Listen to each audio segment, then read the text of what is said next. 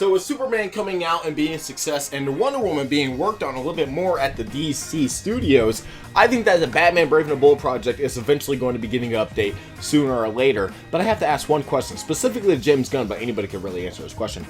Who the fuck is writing this movie, dog? I understand who's directing it, which, by the way, I don't mean like... Andy Muschietti directed The Flash, It Part 2, two movies I think are absolute garbage. He did It Part 1, which I think was okay, but those two last movies that he made were just some of the worst movies I've ever seen, and him being put onto the Batman specifically because of The Flash really grinds my goddamn gears. Look, I just don't think that he's a good pick, but who the hell is writing this movie? That's my most important thing. Who's writing it, and who is playing Batman in general. Those are the two things that I care about the most. Now, we could go ahead and talk about who's playing Batman. We can talk about speculation and rumors, and who, of course, is the fan picks, which I think are absolute garbage as well. This video is kind of negative. I didn't really mean for that to happen, but let's go ahead and start with the first pick, which is... Fucking bastard! Come try that shit with me! Look, this is probably the most popular pick out of everybody in this entire list, but Alan Ritchson, in my opinion, is the worst pick out of all of these people. I might get some dislikes, I might get some comments for that, but personally, I'm just gonna say it right now, I don't think he fits Batman at all. I think that he is literally too big and too old for the role. I know he's very passionate, but all these guys that are on the list are very passionate about being Batman, or they want to be Batman in some way, shape, or form. So I don't really care about someone who's passionate about it, but you know, I just don't think that he would be a really good fit for Batman specifically. I don't think he has the looks for it. I really don't think he really has the acting chops for it. And whenever I listen to Reacher, or whenever I'm listening to anything, he sounds the same. He has that one monotone voice, and sometimes he'll pick it up every once in a while. He'll kind of add some witty type of flow to it, but this is really how he speaks. For most of the clips that I've seen of him speaking... You lying sack of shit. What you want? To give you a choice. See, you're in my house, Fatso, and you didn't ask permission. So you and your friends can leave now, or they can carry your fat out in a bucket. You think because I'm not checking in at the treehouse I've gone rogue? Aquaman, a Hawk in the Titans, which, by the way, he played a Hawk in the Titans show. And this is one of the lines. You fucking bastard! Come try that shit with me!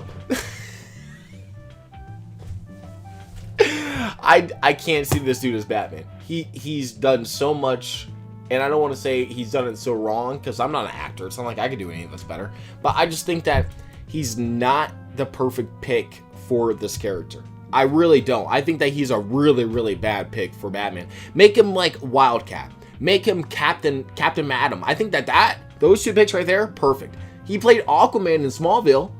Make him Aquaman again. I think that him being Aquaman would not be a bad choice whatsoever. I think a lot of people might be like, well, what the hell are we doing here? Are we just like bringing back old actors? Well, if they bring back Grant Gustin again. I personally think that him as Aquaman wouldn't be a bad choice because he's big now. He acts a lot different, a little bit.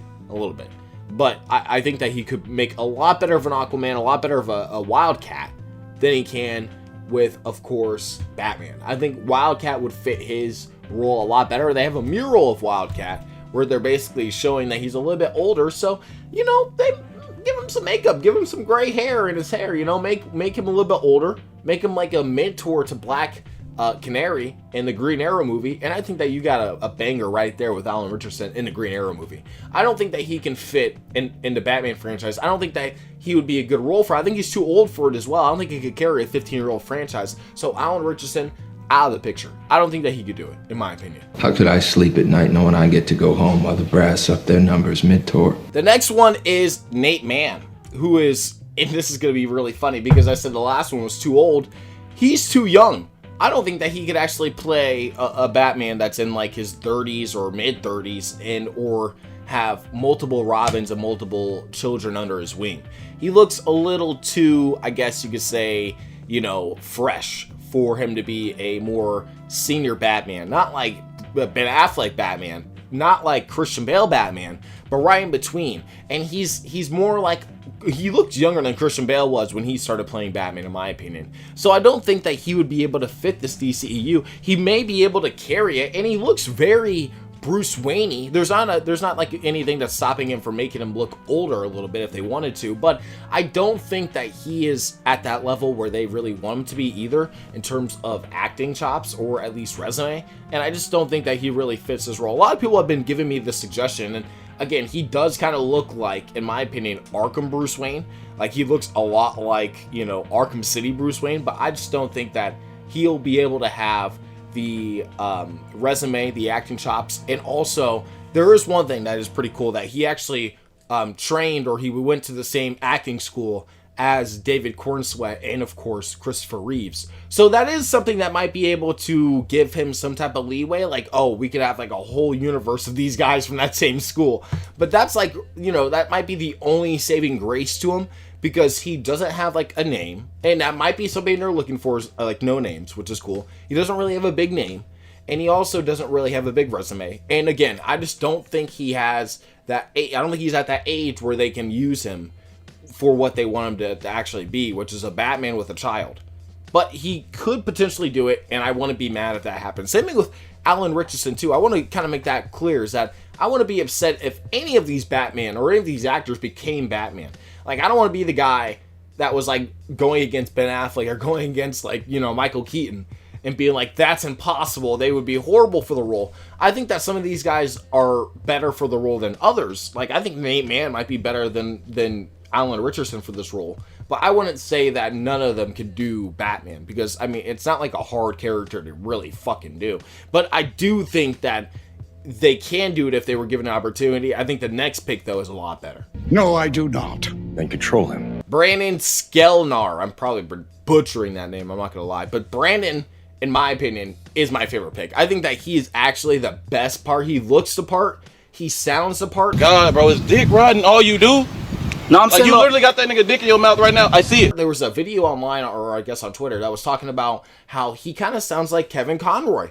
And I like listened to it, and I was like, yeah, he kind of does sound like Kevin Conroy to a certain degree. Whoever does this, it's gonna change them for sure, because it's you don't see characters like this at all anymore. Me and our orbiting death ray, Cadmus is right to be scared. The human race wouldn't stand a chance.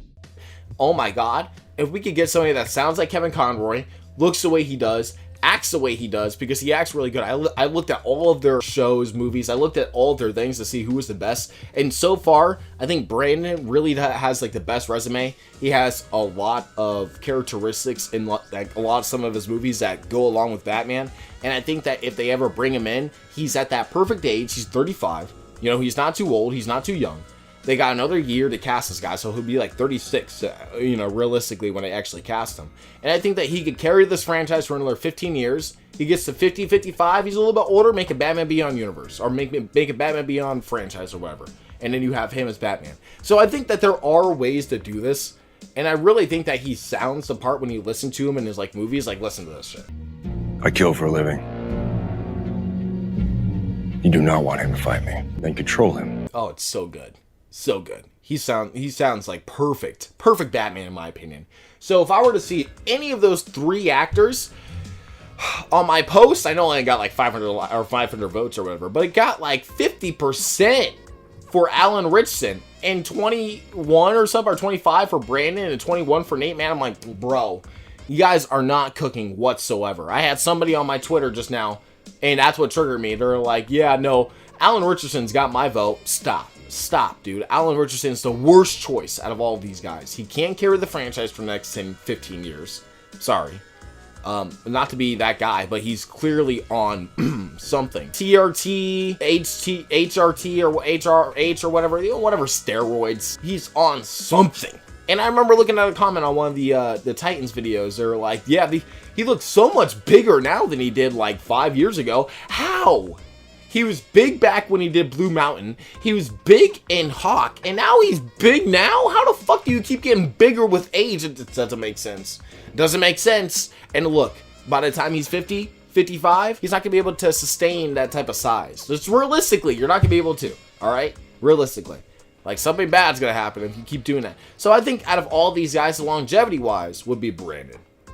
The one that you might think would be kind of underrated might be Nate Mann. I think Nate Mann might be underrated. I think the one that's overrated is Alan Ritchson. I think that he is the most overrated choice out of all these guys. And there's some honorable mentions that we could get into right now, too. I've had so many people, at least 4 or 5, and then a bunch of people that I've seen online, were like, let's make Henry Cavill Batman. What are you fucking people talking about, dude? Absolutely not. Hey Siri, how old is Henry Cavill? Henry Cavill is 42 years old. Stop, dude. That's the same age as Alan Ritchson. Now we run into the problem of him being a little bit too old. And also, he played Superman. And he didn't play Superman that good, even with a mediocre script. I don't care. He didn't elevate it. He wasn't helping it. And I just don't want to, no. Just stop. No, absolutely. What the fuck? Just no. Jensen Atkins? Okay. Hey Siri, how old is Jensen Atkins? Holy shit, 78? He's as old as Tyrone Magnus. Wait a minute now. Look, I can't have an actor that's as old as Tyrone Magnus. And I will be honest, I don't think that he is the best choice for Batman either. He played a good Soldier Boy. You know, he's great in Supernatural, but I can't see him as Batman now. Maybe 10 years ago, maybe. Now, no. But I will say this. Out of all these guys, Brandon is the absolute best choice to have for Batman. I think that he looks the part, sounds the part, honestly can act the part really, really good. You give him a bunch of Robins, and if they do this within, and it makes sense too, because Batman is, of course, year 1 into DCU. You could have Batman start off with Robin, maybe year 2, year 3, 23 years old, right? We could have that around that time when he's year 3, he's 23. And then you have Robin there, and then Robin goes off and does his own thing around 25, and then you have Jason Todd. A couple years later, he dies, and then you get Tim Drake. And then you have Tim Drake for a while. Maybe he's Robin during that time. Maybe you have Jason Todd a little bit longer than usual. And then Jason Todd dies. Now it's Tim Drake. And Jason Todd's death is a little bit more fresh when Damian Wayne comes in. There's a lot of things that they could do. The fact that Damian Wayne is going to be the Robin really opens up a lot of things for, of course, this movie to do. In terms of the canon, in terms of the lore of Robins, and of course of Batman himself. And I really am excited to see. But obviously, if they're going to have Damian Wayne, he's going to be a little bit older. Maybe 35 I think is perfect, like I said. I think 42 or 45 is pushing it, bro. We're getting into the Batman, the Dark Knight Returns territory. And I don't think Alan Ritchson, again, can really pull it off. I think Wildcat, make him a side character. Captain Atom, make him a side character. Aquaman, maybe you can make him his own movie. But I think him as Aquaman would be the same vein as Jason Momoa. And I don't think Jason Momoa really did a good job as Aquaman. He played the badass version, but he didn't really play like the Aquaman we wanted the same way we see Superman. So we have to kind of wait and see. I really am excited to see the DCU Batman kind of like come into fruition and see how they kind of like do him in the movies. But it's very exciting to just like kind of talk about it in general, because hearing that Damian Wayne or Robin in general is going to come back in a movie eventually is a very exciting concept. It's a very exciting prospect, and I really can't wait to see what they do. Even if I don't like the director, and I don't know who's writing this movie, and I don't know who's acting as Batman, I'm still excited for the Brave and the Bold movie. I think most people are. So go ahead and tell me in the comments below, who do you think would have been the best actor to choose for the Brave and the Bold? Don't forget to like, comment, subscribe for more videos in the future, and I'll see you guys in my next one. Peace out.